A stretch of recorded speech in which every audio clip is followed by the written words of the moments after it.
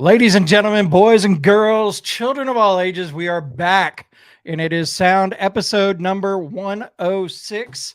We've got a great show coming up tonight. I'm lots of things to look forward to tonight. So, our grudge match will consist of Envision, the current champion, versus Pardon the Scars, which is a repeat from 2 years ago. So, it's an opportunity for Envision to get the payback on them. And then after that, we will be premiering the new Love the Hate video. And then after that, one of one of that. So let me give you this backstory real quick. Their first album hit 2000. I started with the radio station in 1999. So, and when Saliva's first album hit, Saliva was the shit. Click, click, boom, Your Disease, all of that. So they were the first like rising superstar band that I worked in radio and fell in love with them. So when I hear any Saliva song, I'm like, yes. So tonight, Josey Scott, the former lead singer of Saliva, after a 10-year hiatus, is back doing music, and he will be joining us around 8 o'clock to talk about what he's got going on. And we'll play some videos for missing 10 years. He's done a lot in the last 3 months or so. And so I got a short little video of everything, kind of what he's done in the last 3 months or so with just being out by himself.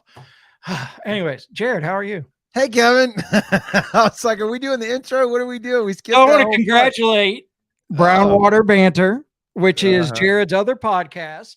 They won Best Local Podcast on the WXXV Fox 25 poll for the viewers, their viewers poll. So congratulations to Brown Water Banter. Thank you. Joey's going to love that. I know he is. Yeah. Hey, real quick, Ann is in the comments. I've learned to be humble. It's growth, Kevin. I love that. Hey, Ann, you're in the comments. Can you still see us? Because Kevin, it's doing that thing on Facebook that it did that one time where my video says we ended on Facebook, but the last time that happened, other people were still watching, so it may just be. Well, other people were able to. If you're on Facebook, can you comment whether you can see us? Yeah. Because she says she can on her laptop, but not her phone. Okay, so it's a mobile thing. Because see, look, that's what I'm getting. Yeah. No, that's weird. Yeah. Let me. I don't know. I say we don't end the video. I'm sorry, I don't hate Facebook, but Facebook makes it. Yeah. Okay.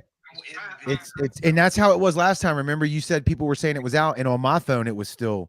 I mean, I can see it on my phone, so maybe it's just an Android thing.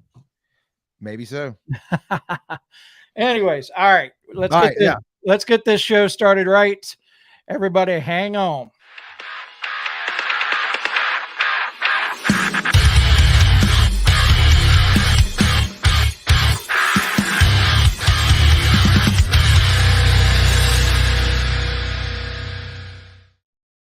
All right, so we're going to kick it off, and we are going to we are definitely hello for Motion Strings. Hey, I like it. Hey, y'all are YouTube watchers. Thank you. How you doing today? Good evening. So we're going to go ahead and get the grudge match started.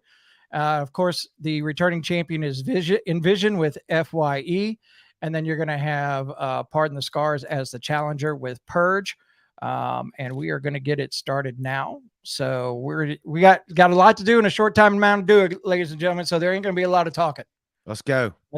All right, hold on. Here we go.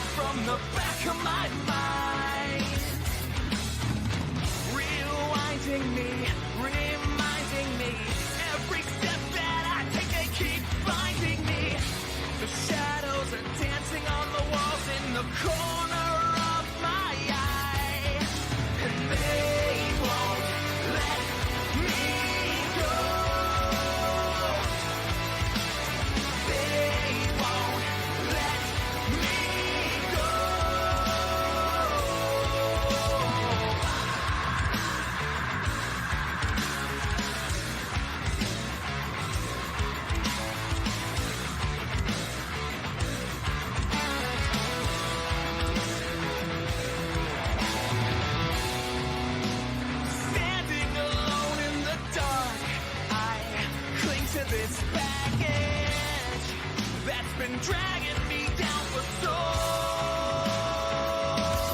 long.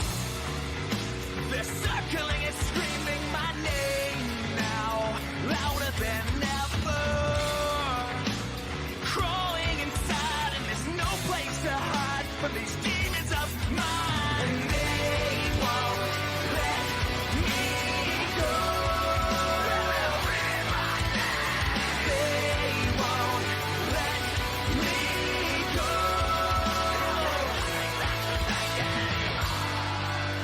There's nothing left to take anymore.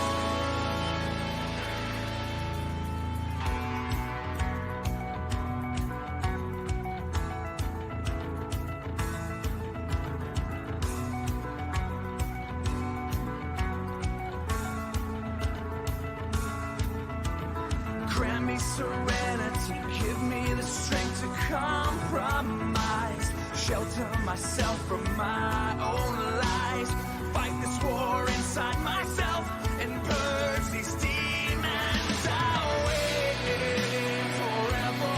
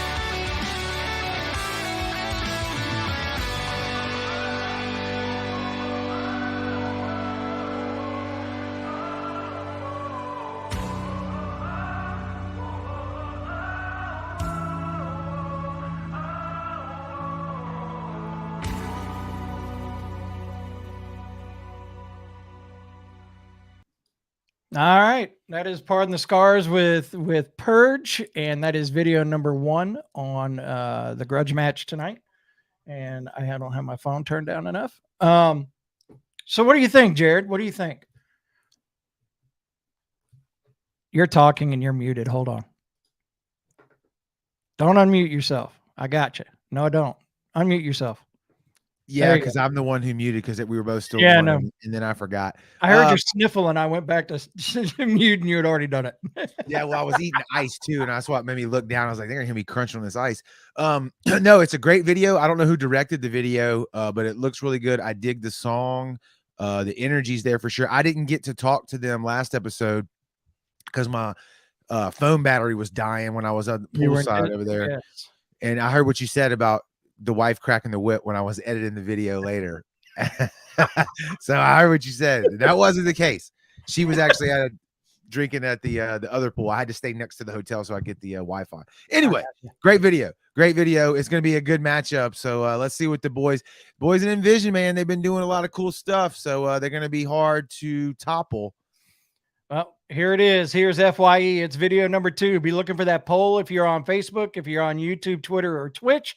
Put it in the comments that you choose video number 1 or video number 2. If you're on Facebook, use the poll. Here we go. Smash that share button too.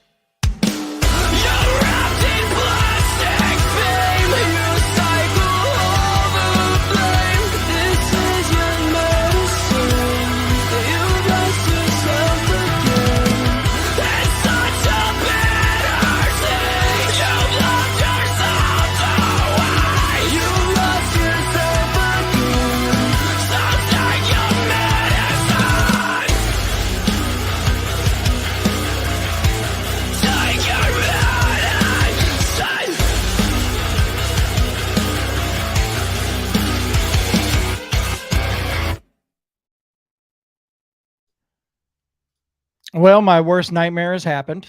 So I went to go activate the poll, and it says your video is ended on Facebook. So it won't let me do the poll. But I'm sitting there watching the video on Facebook. So, and we're going to need you, baby. We are going to have to do the voting the old-fashioned way in the comments. So we'll need video number 1 or video number 2 in the comments, because it will not allow me to do a poll, because it says our video has ended, but obviously it has not ended because we're still here.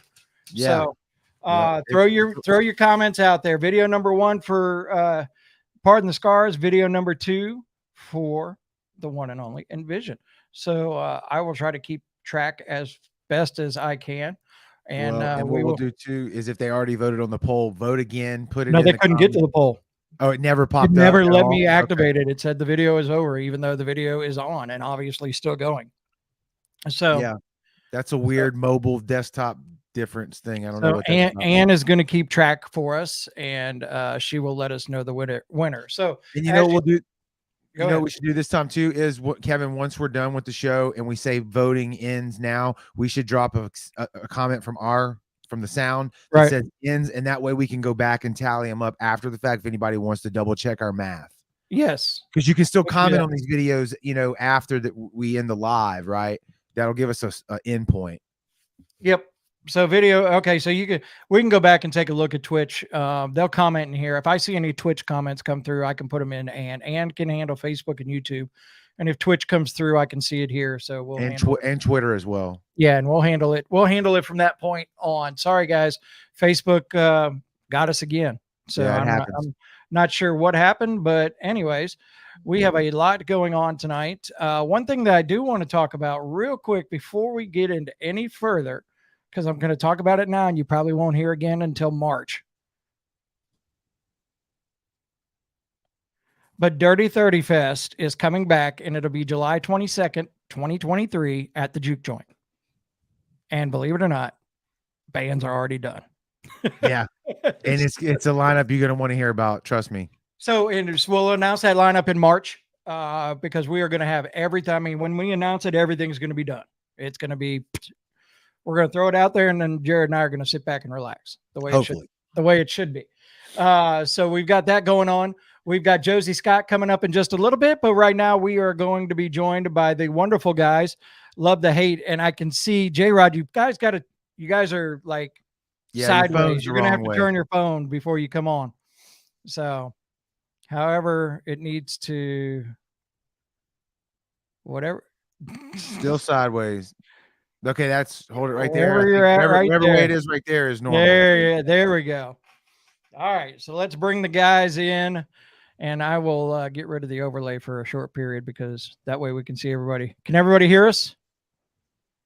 Yes, sir. Oh, Yep. they're muted. Yep. All right, J-Rod, Frank, can you guys hear us? Okay, They're muted. Hey guys, unmute yourselves. You guys muted yourselves. Can you hear me, Kevin? I can hear you. Okay. guys There hear we me go. now? There we go. All All right.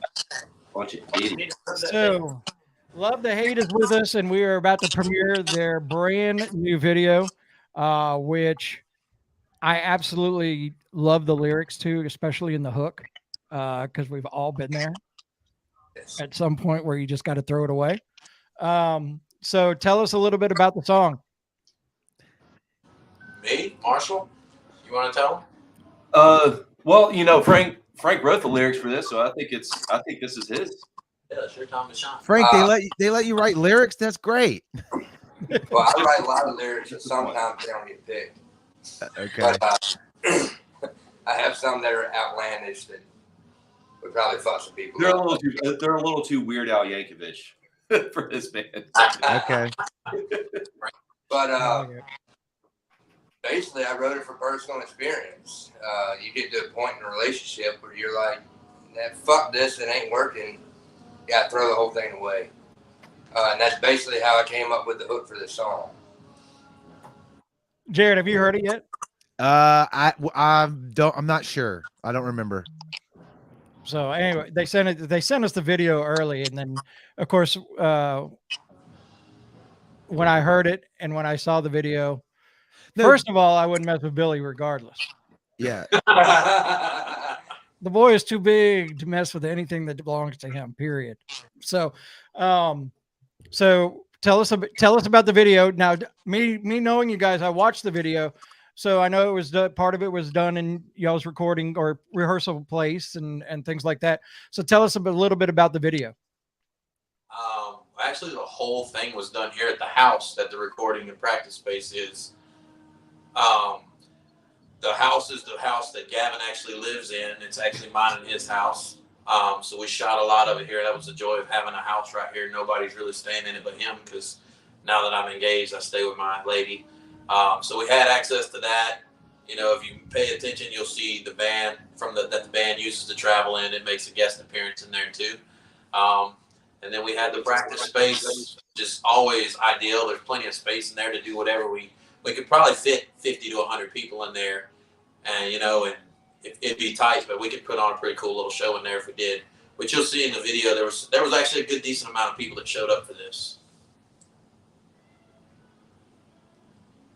And the video is still on the wall here in the band house too. Oh, is it? Epic. The picture from the couple, from Billy and Mary Beth that were in the video, we actually have that picture still hanging on the wall at the house. We just left it there. Dude, you just need to leave it there. Yeah, we're just gonna leave it there. We're not throwing it away. It's part of history right now. So we're going to roll into the video right now, and then we'll come back and talk about the video in just a minute after it's over with. Right now, ladies and gentlemen, it is the world premiere of Love to Hate's new video. Throw away, and you're watching it on the sound. Clinks.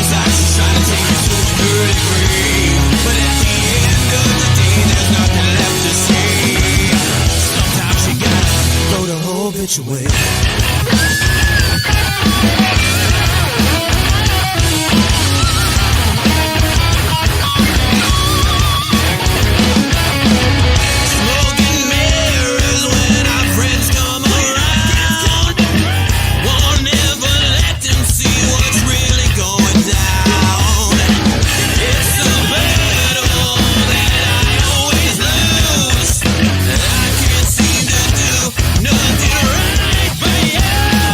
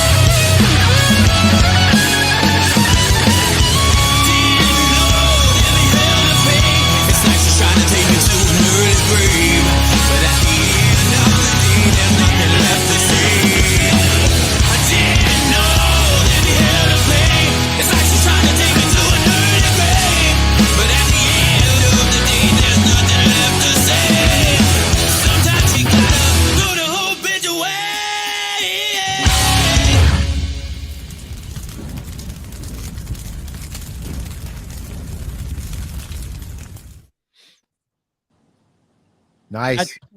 That's my favorite thing about the whole thing. Just throw the whole bitch away. J-Rod sent it to me, sent the link. I saw that. That's right. I forgot he sent it to me, man. Yeah, killer video, dude. I like Chaz is doing some killer work too, man. Great song. I like the party vibe y'all created in the practice space, so that was killer. That's always a win, in my opinion, on in a video, you know. Absolutely. Good job, guys. Thank you And very much. before I ask you guys what's going on with in the near future with you guys, I do have one. So we had Envision in the grudge match. We had Pardon the Scars in the grudge match. We had the world premiere video for Love to Hate. And then coming up at the Poorhouse on December 30th, you'll be able to see all three of those bands with After Dusk at the Poorhouse in Gulfport for only $10 on December 30th. Wow. So Deal right there. Yeah.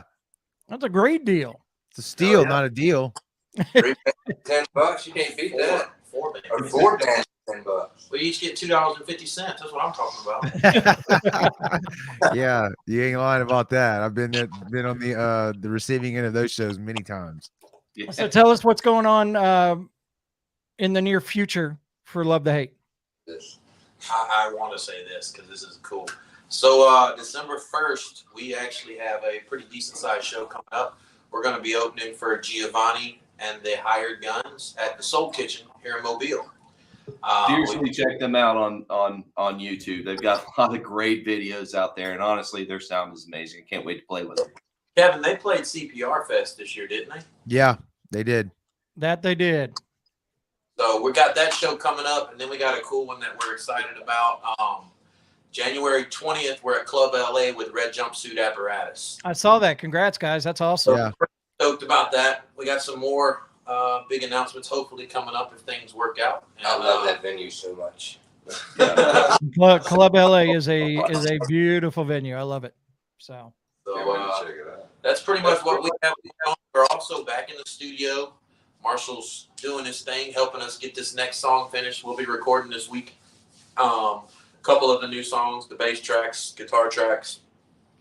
And we're working on a whole new album. We got about 7 songs that we know of that are going to be hopefully done by end of January if we do everything the way we want to. Then come January, we are all over the damn place from what I remember. I know we're in Orlando, then we're back in Panama City for that Red Jumpsuit show. We just got some calls. Going to Ohio for a few days. Indiana, we're playing at some summer music fest there. I don't know where else we are. There's so much crap on the table. I can't keep up with it. That's why I'm glad we are dealing with massive media and letting them do all that now. there you go. Awesome. That's what Awesome. you have. That's what you have friends for, and what you have, There what you you go. hire business partners for. Oh yeah, So, definitely. so, well, guys, thank you so much for allowing us to premiere your video. And Yeah. great job on the video. Tell Chaz it was a great job as well. Look forward to spinning that on the Sound Radio app as well. And That exclusively for the next 2 weeks too. that's right. And we always love that. Yep. So we have so we're going to start playing that Friday because all day tomorrow will be the brand new Transient song. So we'll be able to, we're playing the Transient song every hour tomorrow. So I still got to do more work when I get off. I forgot about that. So lots of stuff to do. Yeah. Guys, thank you so much. Appreciate you guys. And when you're ready to hop back up, go ahead. One more thing there, Kevin. Congratulations to your Houston Astros. We were just there this past weekend. Pretty sure it's that lanyard that I gave you from the fair. It is. And I made sure that lanyard was swinging the whole week I was in Tennessee too. Do your chain hang low, bro? That's it. Hey, thanks again for having us. Yeah, thanks for having us. Special shout out to Matt with Massive Media and everybody who's helped Chaz, helped us with the video. It seems to be doing better and better every video, so he's just getting better with age. Yeah. So we'll see you guys out there. And again, thanks for all your support from the Sound 228. Really appreciate it. Not a problem. We love you guys. We'll talk to you later. Thank you guys. Have a good one. All right. So at this moment, while that conversation was being had, Josey popped up backstage and I immediately felt butterflies in my stomach. He's fangirling already. Let's bring him in before I already warned him that I was going to be fangirling for this because I'll try to keep him tame here. Josey Scott is in the studio. What's up, fellas? What's up? How you What's doing? up? So I was telling the story of why I'm such a huge Josey Scott / Saliva fan, and Okay. I started at WCPR rock station in 1999, right before everything started to really take off for you guys. So you guys were the band that I saw break out and just climb rapidly, and I instantly became a fan. And I told him in the past, I was like, I was such a big fan and still a big fan of everything Saliva that I never knew that one day I'd be good friends with Paul Crosby and then I'd be talking to Josey Scott on my own show instead of a radio station show. I absolutely love it. So thank you for joining us. Oh, thank you for having me, man. I'm so glad to be on the Sound 228, man. Thank you guys for being so gracious. So we want to dab a little bit into Josey Scott Saliva history and then get to where you're at now. I'll dab away, brother. Jared, you wanted to start it off, so go ahead. Yeah. So Josey, I don't know how much you know about the show, but like, you know, we deal with like the up and coming guys that are, we pride ourselves on finding the guys before they break super big. Right. So, that's kind of what our audience is. That's who's watching us. The guys at the local band level and the national level that are like chomping at the bit to get where Sure. you made it to. Right. So Right. Kevin and I were talking before the show, like, he and I both saw y'all at Tipitina's in New Orleans back in 2003 with Wow. Breaking Benjamin opening up for you. And we think it was Head PE was the middle band. Wow. Yeah. So we've been Saliva fans for a while. What I wanted to know was like, if you could give us like, how did Saliva form, man? What was it like when y'all were just getting cranked up and y'all were the local band in your hometown? Like, how did everybody meet and how did you get to that debut album and what everybody knows, you know, Click, Click, Boom, that just exploded? Well, actually, I was in a band in 1996, from about, I think 91, 92 to 96 called Blackbone, and with some local guys there in Memphis, and we, you know, toured kind of regionally by the skin of our teeth, and we had like this crappy old Chevy van that we pieced together with no money, and we got like this really awful trailer, and we Sounds just like a took local on, band. Sounds like a Yeah. local band. yeah, we just took on the world. I still can't remember how in the world we ever had food or money. I remember digging through the carpet in the old Chevy van to put together 2 quarters to go to the local 7-Eleven and they had quarter hot dogs, and we were literally starving artists back then. Me and Chris DeBaldo, who was in Saliva, was actually with me in Blackbone, and I remember hustling to get like a hot dog from the local 7-Eleven, and just being skinny as a rail and never getting to eat, and just, it was craziness. But you know what? It was the greatest time of my life as far as breaking into the music industry, and everything was new and wide open. And you know, like Dave Grohl says, you're going out with a bunch of people that don't know if they're ever coming home. You're in a van that could possibly break down at any moment. You're in a career that could possibly shut down at any moment, having the time of your life that could end at any moment. And you know, we just went out and sort of regionally took on the world. We went to like Little Rock and Chicago and Dallas, and of course Memphis, and then Nashville, and we went like to Atlanta, and one time we ventured out to Los Angeles, and like I think we broke down in like El Paso or something, and we had to like rent a car and ride with these chicks to LA, and it was a mess. That's a real story, I can tell. But after sort of Blackbone sort of imploded, you know, being an inexperienced guy as far as getting along and being married to 4 other guys, because any way you slice it, a band is a 4 or 5 way marriage, and you have to learn how to get along. Now, I wouldn't learn that until after Blackbone, so we had about a 4 or 5 year shelf life, and then everything just blew up. Everybody was, of course, fighting and not getting along, and we, you know, swore we'd never speak to each other again, left with 5 middle fingers in the air, going to 5 different directions, and it was just horrible. And I remember riding home from that trip, and I can remember how cold the glass felt on the window of the van when I had my head against the window, and I was already planning what I was going to do, the moves I was going to make.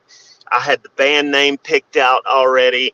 I swore I was going to not be the nice guy anymore, because nice guys finish last, and I was going to go home and I was going to unrepentantly go to all the best bands in Memphis and steal their guitar players and steal their drummers. And I went home and I locked myself in my bedroom. I was still living with my mom in Memphis on Green Dolphin Street, where I was born, where I grew up. And I just locked myself in the bedroom and went into this dark, black depression for about a month and a half. And I just wrote and wrote and wrote and wrote and wrote and wrote. And out of that time, I wrote Greater Than, Less Than. I wrote a lot of the Black Album, the first album that I did with Saliva, and wrote songs like Cellophane and songs like that that would be on the first Saliva record. And then I did exactly what I said I was going to do. I went and hooked up with Todd Poole, who was the singer for Roxy Blue, but he was actually playing drums at the time, because I wanted Wayne Sweeney. Wayne Sweeney was the best lead guitar player in Memphis. He had been for years and years. He was a little bit senior. He was a little bit older. He's going to kill me for saying that, but he was a little bit older than we were. And I just adored him, and I wanted him so bad. And I was willing to, you know, steal him from whatever band he was in. He had been in famous Memphis bands like TNA and River City Rascals, and just incredible guitar player. So I went to him and I said, hey, you know, I'm putting a band together. It's going to be called Saliva, and it's going to be the best thing since sliced bread. You got to come do this with me, man. And he was like, let's do it, dude. I'm in, you know. So, and then I actually started jamming in Todd Poole's basement. And he was the drummer. He was a fabulous drummer, by the way, and an incredible songwriter. He actually helped me write Your Disease and, you know, songs like that. And so, like I said, helped me finish Cellophane and do different things with different songs. And then we went to this band called Gemini Clan and got Dave, because Dave Novotny was the hot bass player in Memphis, you know. And then Chris DeBaldo was a package deal. Me and Chris were always a package deal. So had a rhythm guitar player, check. Had my awesome lead guitar player, check. Had a drummer, and had my bass player, Dave Novotny. And we really wrote well together, and everything was going really well. And then something happened. There were some issues that happened in the band, and Todd had to step away. And I knew I was already planning. I almost had this like intuition that was going to happen. And it made me really sad, but I wanted Paul Crosby so bad. He was in this band called 10 Pound Sledge. And then he was in one of my favorite bands called Mother Crush there in Memphis. And I just swore, I was like, I'm going to get this guy. I'm going to get this guy.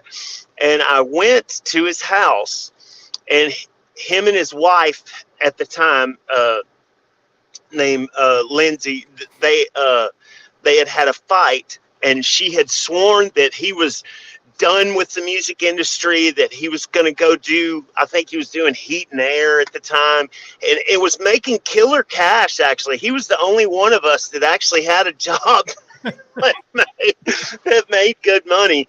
And I told his wife, I said, please, in God's name, if you will just trust me and let me have your baby, Paul Crosby, and please let him come be my drummer. I promise you we're going to make it, and it's going to be great, and it's going to be awesome. And I'll take care of him, and I won't let him, hurt himself or get mixed up in anything bad, which was all lies. But sweet little Lindy Sue told me, she said, if it was anybody else, it would be a hard no for me. She said, but because it's you, I'll let you have him. And I was like, yes. So after that, we went into the band room that night, and I think we wrote Dope Ride right off the bat.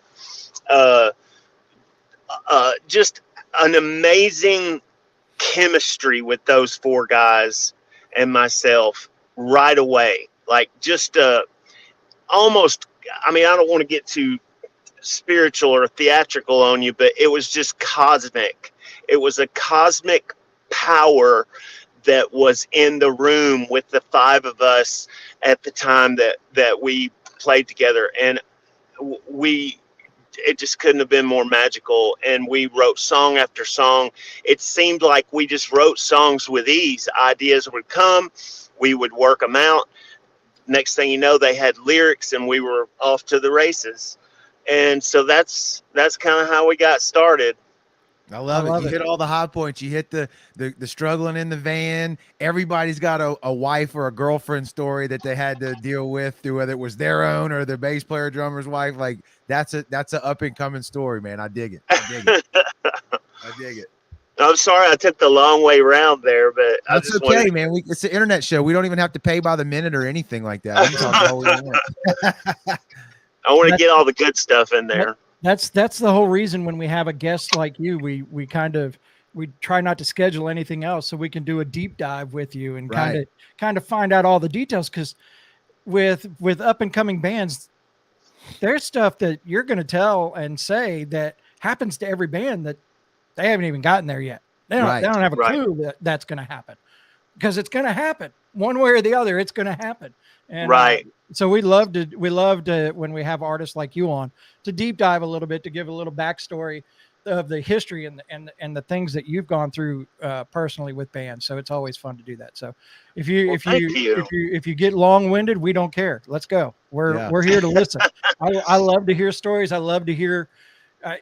So I thought I knew a lot about Saliva and you, and I, of course, doing research today, and I'm going and reading stories, and I found a video, and I'm not going to show it. I didn't do it, but from Pickle TV. Oh yeah. That covered you guys from, I think, 1996 to 99. And it had like the very first show you guys played out live where you were dressed as a nun.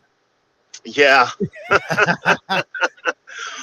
We used to do a Halloween show every year. We kind of grew up on Beale Street in Memphis, where Elvis used to play and B.B. King used to play, and all the famous blues men had been through there, like Blind Mississippi Morris, and James Brown had played there. Prince played there one night, and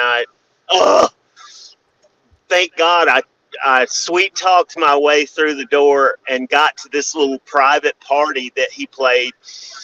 This man did a 4-hour show at the Pyramid and then came and did this little private party at the Daisy and played for another 3.5 hours, man. I was blown. I'm talking about full show, played all the hits, had dancers on stage, like lighting, pyro, the whole show, dude. He didn't come there and just do a jam session with a piano and a microphone. He did the whole Prince show, dude. I was so blown away. So we used to we were good friends with who they called the Pope of Beale Street. His name's Mike Glenn.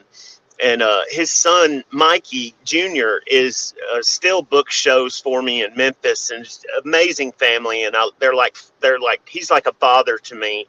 And he used to get us shows like opening for Blind Melon, and he got us shows opening for the Cult, and and then in between shows, we would go hustle amps and carry equipment for other bands when he needed roadies, and he would throw us $100 or maybe a couple $100.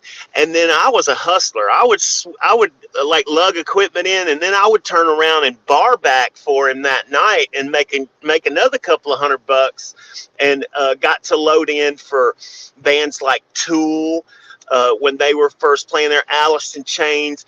Damn. And Bootsy Collins, one of the greatest bass players in history, got to lug in his bass amps, and I promise you, I probably loaded in at least 200 bass amps that day, and he just had a wall of bass, dude. It was incredible. But I loved those days there at the Daisy and getting to play those opening shows for Mr. Glenn, and sort of poetically, that's where our career took off. That's where we finally got the attention of Island Def Jam, and they offered us a deal. And you know, we had been passed on in that room by Atlantic Records. We had been passed on in that room by Capitol Records. We had been passed on by all these different record labels, until my own mother looked at me and she said, "Joseph," she calls me Joseph, "if I had to endure the rejection that you boys have had to endure, I would rather mop up the floor in a peep show." And I was like, "Well, Mom, it's not quite that bad, but it's, you know, it hurts." I got to where even today, when my wife will be out to eat and she'll be, "Hey, can you pass me the salt?" Just saying the word pass makes my body go clench, because I heard the word pass so many times from every different label, and then to hear, you know, that we were accepted by Island Def Jam. And you know, something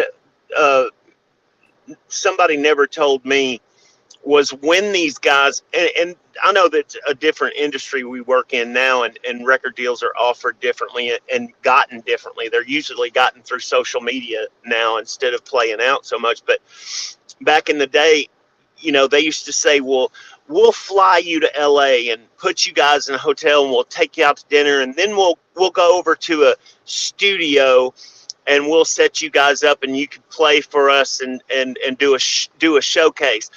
Well, of course, we gladly did this for all these different record labels, and all they would end up doing, from my point of view, was stand there with their arms folded and then tell me after the show why I wasn't good enough. And it was very hurtful, you know, and that's just something you have to go through in this industry. So when Island Def Jam showed interest in us, you know, we had sold about 10,000 copies of our Black album locally, just literally putting them on consignment in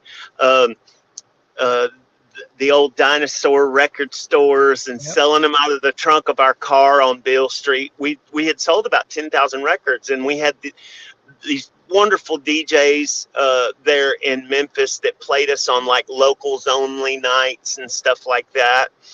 And Island Def Jam finally called, and they said the same thing. They said, "We're going to fly you guys out to New York. We're going to put you up in a hotel. We'll take you out to a fabulous dinner, and then we're going to take you to a studio or a rehearsal studio, and we're going to set you guys up." And I literally was on the phone with like my manager, my lawyer, and all these people and the record label. And I said, no. I said, because I had just heard past one too many times. And I said, no, we're not going to do that. I said, you're going to come to Memphis and you're going to let me pack out the Omni New Daisy on Beale Street. And you let me rock the hell out of that place with my guys and rock the walls down off that place. And then you can look me in my eye and tell me no. I said, we're not going to come to New York and watch all of you guys stand there in $3,000 suits with your arms folded just to tell us that you passed and tell us the reasons that we're not good enough. Well, of course we're not good enough. We're in a freaking rehearsal space with a bunch of guys that would rather be getting a root canal than be there. And, you know, and playing songs that they've never heard and with the band that they've never seen. Of course they're going to say no, unless you open up the sky and angels come down with golden handwriting, you know, of songs. They're going to say no. So that there was this, after I said, you guys are going to come to New York and we're going to rock the Omni New Daisy, and then you can tell us no, there was this long, like 30-second silence on the phone. And I was like, I ruined it. Yeah. I was like, I did it, dude. I have crapped the bed, dude. It's all over. It's all over. I've single-handedly destroyed everything I built with one sentence. Yep. And after that long period of silence, I heard Leor Cohen, which he's like he's got this Israeli special forces accent, and he goes, okay, we will come to Memphis. Oh, I was like, yes. Yeah. Yes, Because they had on. to make the trip, you know? I mean, if you think about it, that's what you were asking them to do. But I definitely get the philosophy behind that. I was going to ask you that question as you were talking. So on those showcases, there was no crowd whatsoever other than the executives that were making the decision? Right. Most of the time. A couple of times we played, you know, little clubs, and it was just the bartenders and the staff. And then we would play a what they called a rehearsrsal space, you know, one of those places that they rent out for bands that are rehearsing for a big tour, you know. Yeah. And they would always stand there with their arms folded and tell me no. I had a record executive that I'll leave his name out of it, but he walked up to me and said, why should I sign you when I can sign another Jonathan Davis? And it just broke my heart. It just broke my heart. Wow. And I said, Wow. you know what? I'm going to go back to Memphis. I think I'm good. There's so much wrong in that statement from him, and he's in the business. That's his job. Like, that doesn't make no sense to me, man. That's crazy. Right. That's crazy. But, you know, that they said things like that, you know, in 1997 when we were showcasing for another label, for another executive that I'll leave his name out of it. My father had died. My father passed away suddenly at my age now, actually.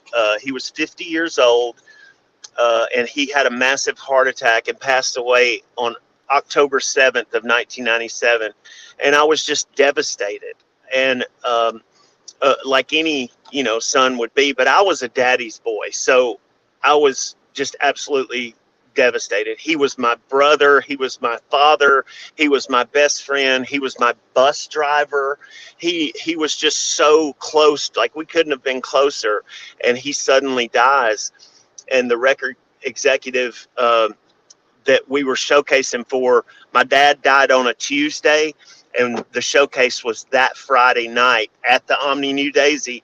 And it got back to me that the guy said, man, I feel bad for the kid. I kind of want to give him a deal just because his dad died. Yeah. Yeah, but that wouldn't have worked either, you know? Right. Either, yeah. Exactly.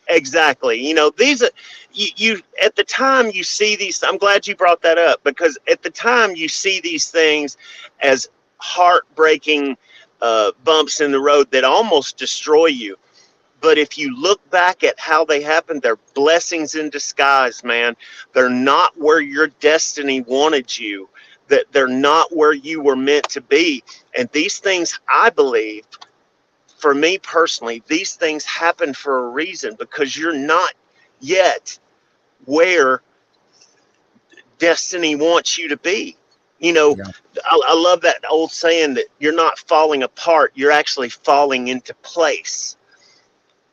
I like it. Yeah. Yeah, I can agree with that for sure. That record exec didn't believe in you enough. You know, he didn't, and it wouldn't have worked. That would have just strung you on for weeks, months, years, and maybe not Right. panned out, right? I mean, you never really know, but that's the vibe that I get from that.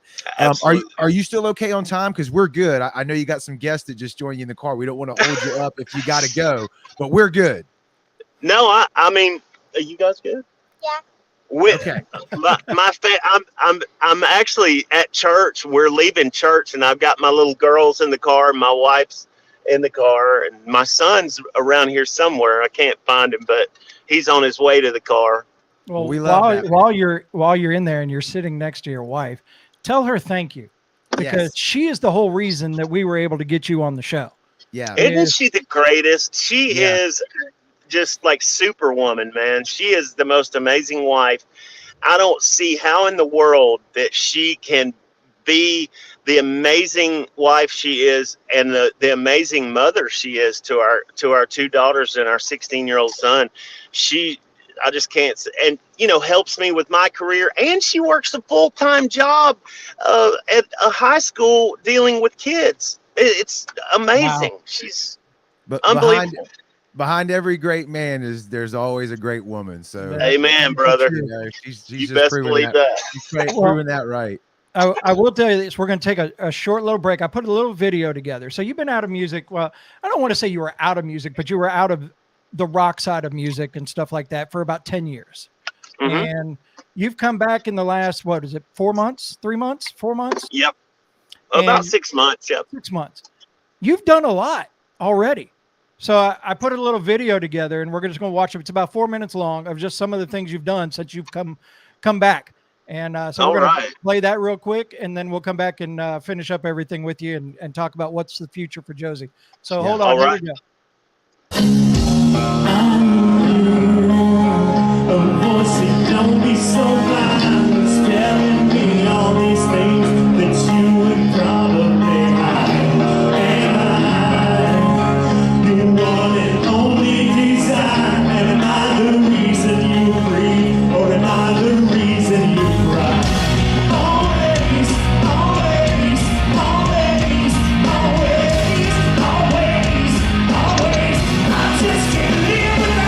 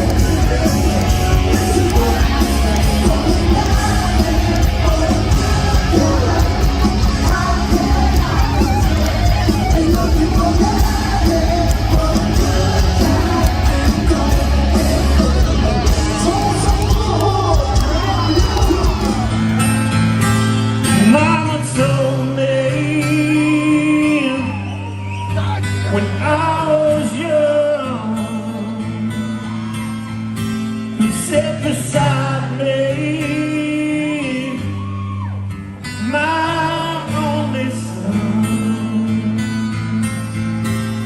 Listen closely to what I say, and if you do this, it'll help you some sunny day. Yes, it will, Tulsa, Oklahoma.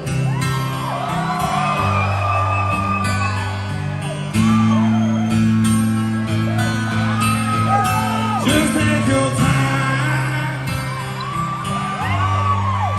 Don't live too fast. So, anyways, Wow. that Yeah, was, man. I mean, in 6 months, Blue Yeah. Ridge Rock Festival, that was Rocklahoma. You're on stage with Bret Michaels and Poison, which if I'd have been there, I'd have been absolutely in heaven seeing both of you on stage together. Because as I was watching some of that today, I actually wrote it down in my notebook, and I said, rock and roll is so much better when Josie's singing Click, Click, Boo.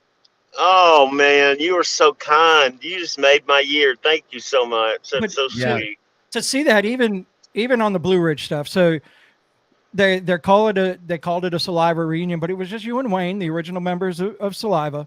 How did it feel to be on that stage with the Saliva background, the backdrop there, and playing some of the Saliva songs while Bobby let you in and you let Bobby in, and you've talked about how great Bobby is for Saliva.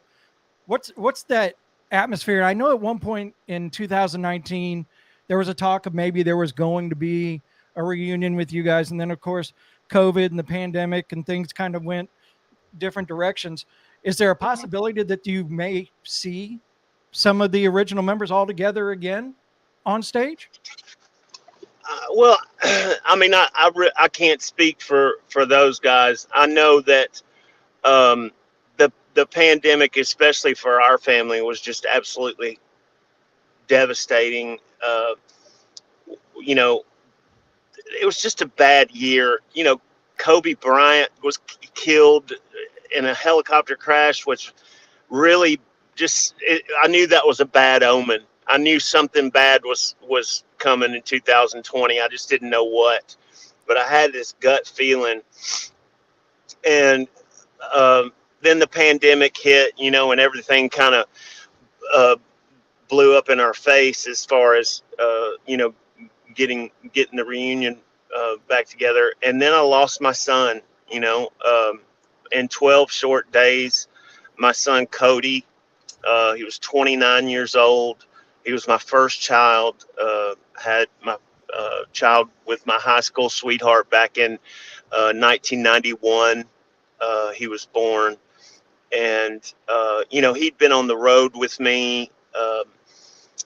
You know, me and my wife Kendra have been together for almost 20 years, and he considered her his second mother. You know, and we just had, you know, she had such a close motherly relationship with him. And I mean, I don't want to bring the energy down or make this negative at all, but there's just nothing harder and more devastating than losing a child. I was so heartbroken. I didn't know what to do. I started looking on Google for help because I needed somebody to talk to and somebody to sort of give me some kind of coping skills or something to guide me through it, because I was losing my stuff, dude. And I remember Googling losing a child, and it said the ultimate tragedy. That's what Google said. Yeah. And I knew right then that it was going to be a long, hard road out of hell for me, for my wife, for my little ones. You know, I had to explain this to my 7-year-old daughter. I had to explain this to my 11-year-old daughter. And I had to somehow explain this to my 16-year-old son. And it, you know, I couldn't have imagined losing a sibling at those 3 ages, any 3 of them. But, you know, that, of course, changed everything, you know.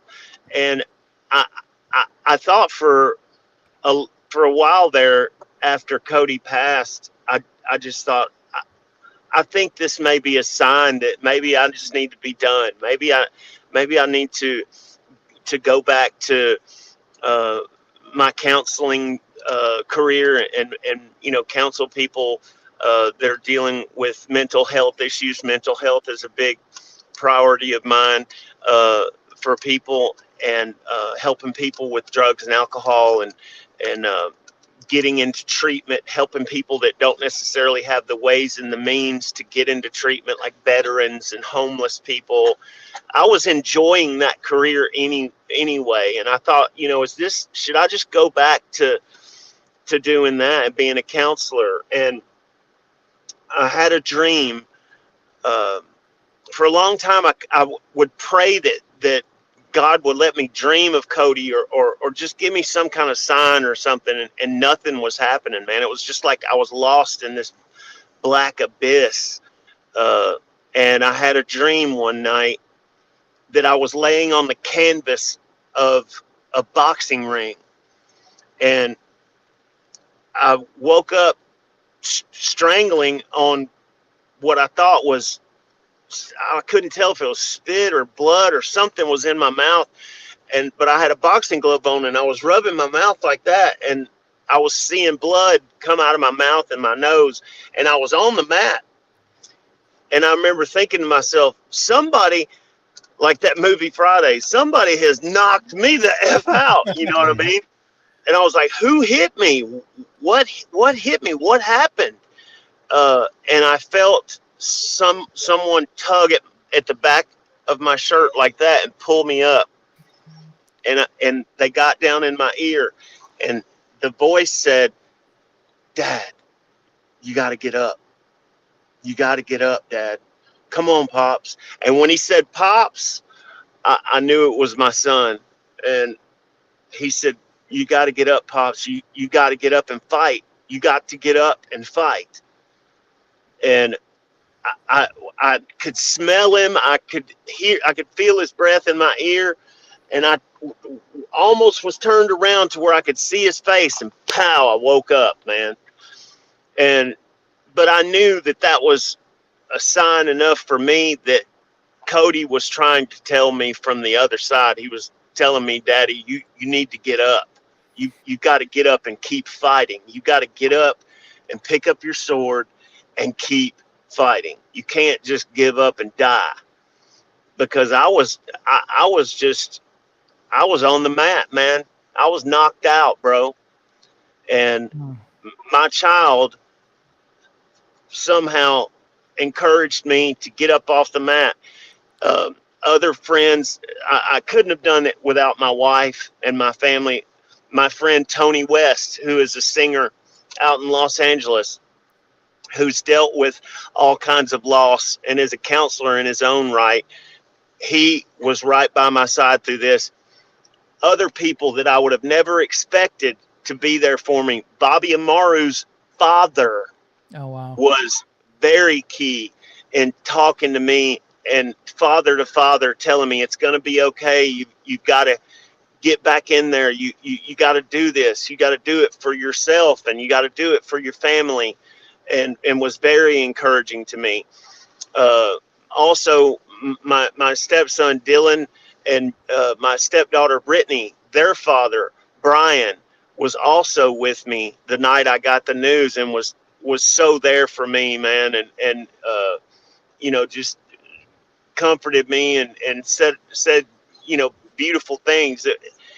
It's crazy how encouragement comes from the most unexpected places that you never thought it would have came from. And that sort of tied into Blue Ridge. When I finally met up with Bobby, his dad was, concerned about me and Bobby finally meeting each other. And like there was going to be some kind of drama or something. And I told him, I said, I want to promise you, father to father, that I'm going to welcome Bobby with open arms, and I guarantee you he'll do the same thing. And when I got there and me and Bobby finally met, we gave this big bear hug to each other, and somebody took a picture, and the picture made it online and got it back to Mr. Amaru, and he was like, you kept your promise to me, man, and I thank you for that so much. But the one thing that really helped me that day at Blue Ridge was it was like flipping a switch. It was like I was on the couch watching movies with my kids one minute, and the next minute I'm walking out on stage in front of 160,000 people, and I started to have a little bit of a panic attack. Just that nervous energy that I've always had. Even Elvis said he had nervous energy before he would go out on stage. And I'm gonna try not to get emotional. My sweet angelic wife walked up to me, and she took my arms in her hands, and she said, look at me. Look at me. I need you to look at me in my eyes. And because I'm, doing this, I'm like I'm like a cat trapped in a box when I'm like that. And she said, you need to stop and look at me in my face. And I looked up at her, and I stopped, and she said, you need to breathe. And she said, listen to me. You belong here. You belong here. And that, I mean, you know what I mean? That's worth its weight in gold, dude. To have a woman to stand by me like that, especially, the woman I'm lost in love with and have given my life to, has given me her life, and is there for me in such a moment. And she calms me down and makes me look her in the eye and tells me, you belong here. I told her I want to get a tattoo that says, you belong here. The good ones that know statement what just means so much. Yeah, the good ones know what to say at the right time and just enough words to get the point across. And I think that's Right. what she did. Yeah, absolutely. She knew And exactly what to say to me this And at is exactly the right time. I couldn't have said it better. She was absolutely correct. yeah. She You was. you do Thank belong you, here. brother. Thank This you, brother. this has been greater than I expected. I knew it was going to be good, man. This has been awesome. And Kevin, you mentioned before we went live today that Josey, you were in the studio today. Is that correct? I don't want to end this before we talk about the new stuff and what's going on now. Yeah. Yeah, man. I'm a huge Leon Russell fan. I've always been a huge fan of Leon Russell. I saw him at the Memphis Music Festival when I was a kid. I think I was my daughter Jordan's age. I think I was 11 or 12 years old. And, there's this tall, skinny guy, and he's wearing a suit, and he's got this long blonde hair and this long blonde beard and this cool leather top hat with stars all the way across the front of it. And he's just tearing the piano apart, dude, and just killing song after song. And it was a life-changing concert for me, seeing him at Memphis Music Festival. Well, I got to go to his I got to tour his own personal studio called The Church here in Tulsa today. And man, what an amazing studio. And it's been, this lady that bought it has refurbished it and just put all this beautiful artwork, and she has all this memorabilia from the 70s and 80s, from like all the outlaw country guys, from Willie Nelson and Waylon Jennings and just everybody in outlaw country that you can think of. And also the Gap Band, who's from Tulsa, Oklahoma, has a lot of memorabilia there. And just a gorgeous studio. I cannot wait to get in there and record some new stuff very soon. So you also, if I remember, you did some parts on a new Silent Theory song as well, right? Yeah, Silent Theory. Yep. Yeah. One of the bands Paul Crosby manages is called Silent Theory, and they called me and invited me to come out to Washington and hook up with them and spit a verse on one of their songs, and I was like, what? I was like, you want me to come do that? And they were like, yeah, man, you got to come out and do it. And I was all nervous and everything because,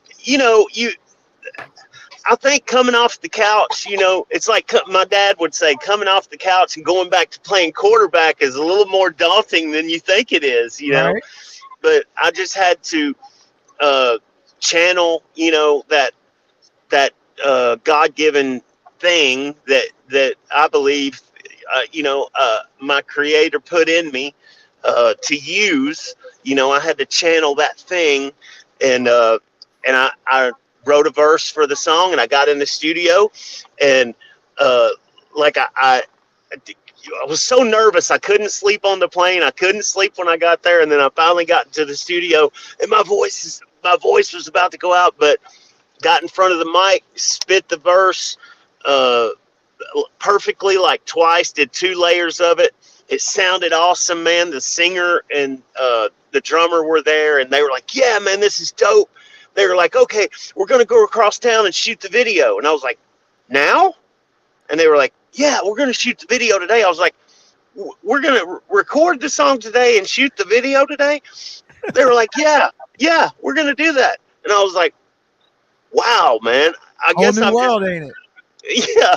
And I went and we went and had sushi. And then after that, they said, okay, man, we're going to go over and we're going to lip sync the video a couple of times. And you're on your part of the video, you're going to walk up and do your part. I said, well, man, I just recorded my part. Are they going to have my part across town? He goes, oh, it's already there, bro.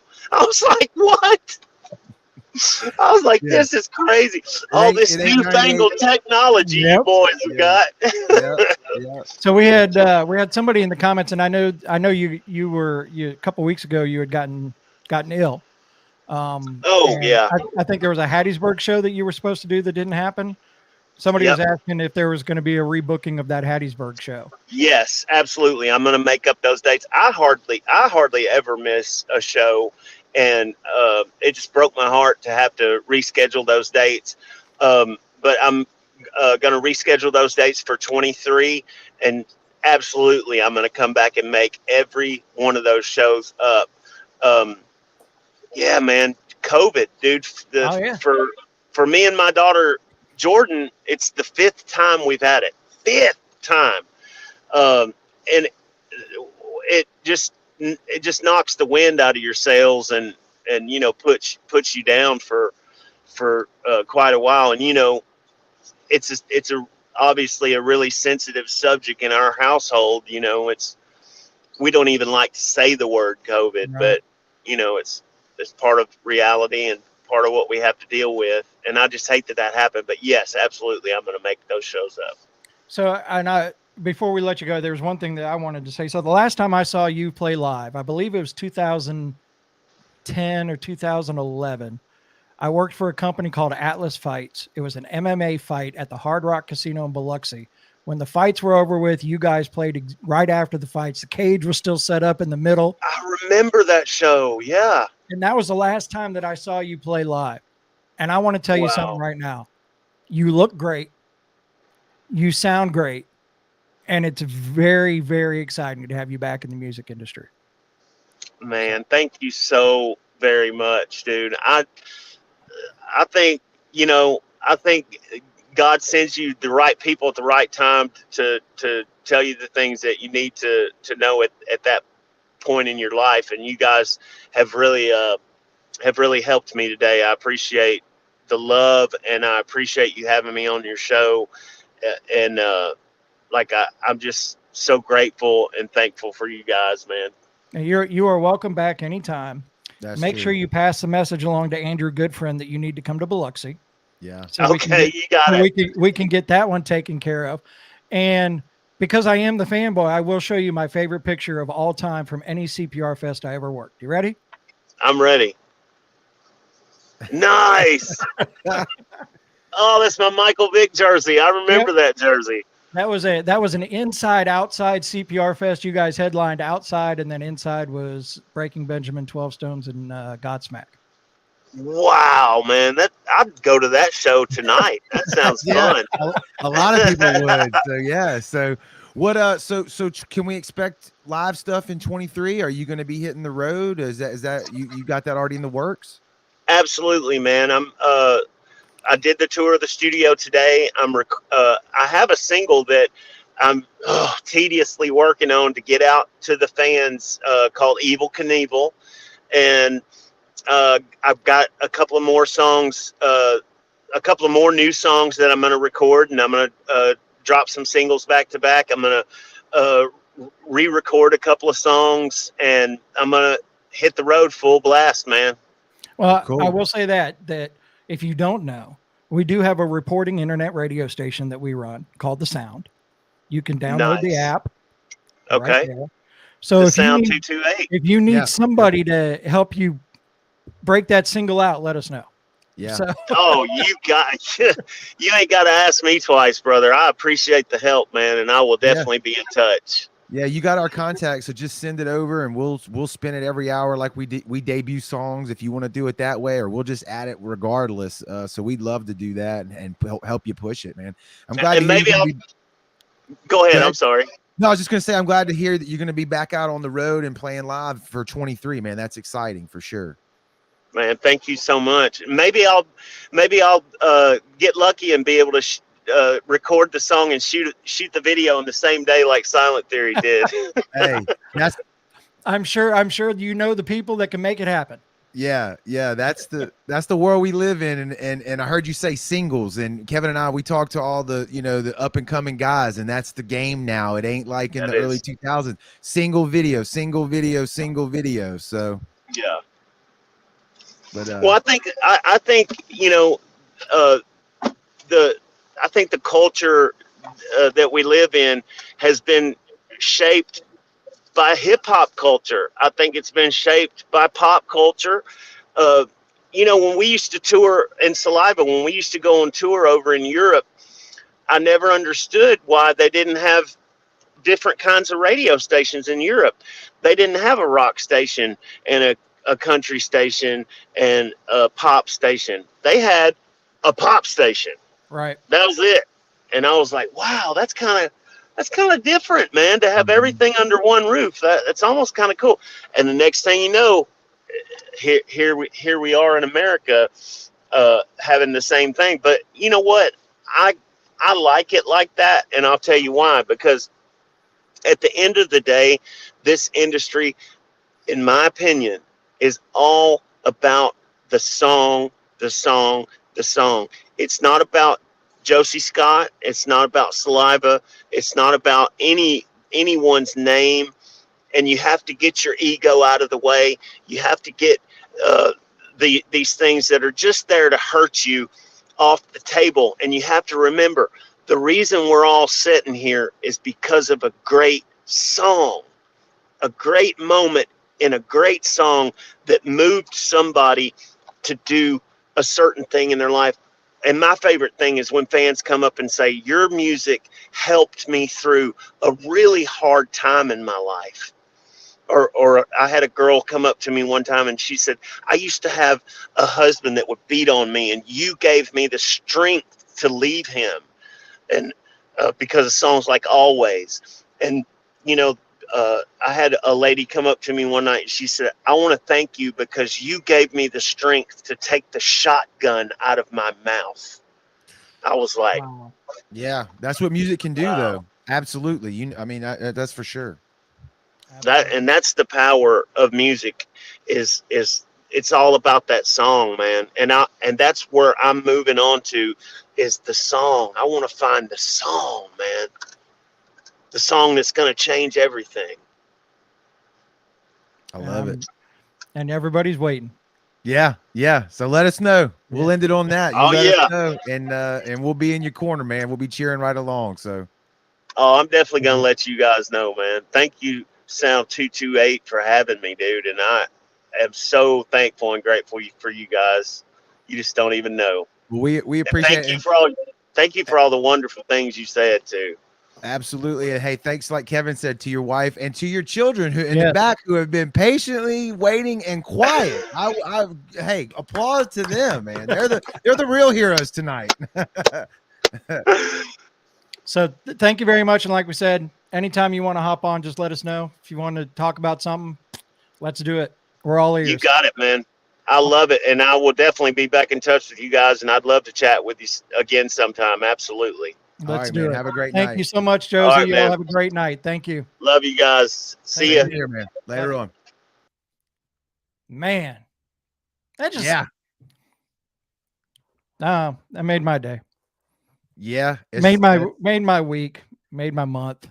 That's pretty Yeah. cool, man. I hope everybody watching enjoyed that. You know, Kevin, you've met him before, and I'm assuming probably it was quick, right? I don't know. Oh yeah, that- absolutely. Yeah, have a conversation like this. So for me, I've never met him. My band opened for him back in, I don't even know the year, Kevin. Somebody 04. put it in the comments. I don't know the year, but it was you guys in pandemic. Yes, yeah, and it was in Slidell, but I didn't get to meet him. You know, Right. it was you know, he played the show, went back on the bus, but so I didn't know how he was going to be, right? And that guy just seems like he's a genuine, kind of straight from the heart, very willing to talk and share his story. So that was cool, man. That was very cool. Yep. And so we may have that opportunity again in that same kind of sort with our next show. Are we announcing? Is that Yeah, the next one? yeah. The one that I think you're talking about? Yeah, it's going to be I got the date on the flyer and I can't remember top of my head. It probably says 2023 like the other one said it, but it means 2022. But our next episode will be featuring it says 2022. Will There be you go. Wes Scantlin, Puddle of Mud. December so 7th. He will December 7th is when we're actually going to interview him earlier because he needs to do a recorded one, but it will be that episode that we play the interview on. So it'll be Wes Scantlin joining us, and there's no hiding the history of Wes Scantlin. I mean, Puddle of Mud, same kind of thing, rise and a quick rise. And then Wes has gone through his issues and has battled those issues and hopefully coming through those issues, getting ready to he just released an album 2 years ago, getting ready to do some more new music and more touring. So we're going to be chatting with him about that. So somebody said 2015. No, not for me. Couldn't If have been. that's no, it would have been because it he would have left been the band in 05, yeah. 2012. It might have been 2005. Yeah, that sounds I close mean- to right. It was in that ballpark, 05, 06. So And I need your help here. We need to announce a winner. Kevin, go ahead and drop. Let's drop. I can do it. No more voting. Yep. I'll do it. And then while we're doing that, I do have one more video we need to play because we have upcoming shows and then we're going to get out of here. So hold on.